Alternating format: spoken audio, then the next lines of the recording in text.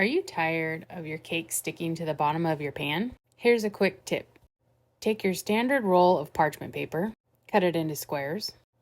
Watch how I fold the square multiple times and cut it to make a round piece to fit the bottom of my 6-inch pan.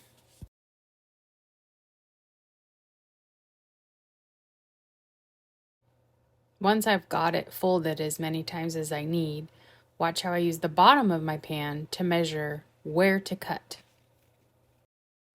Once you have your measurement, give it a quick snip, unfold, and voila, you have a perfect piece of parchment paper to line the bottom of your pan. If you enjoyed this quick tip, please enjoy some of these videos of cakes I've made. Thank you for watching.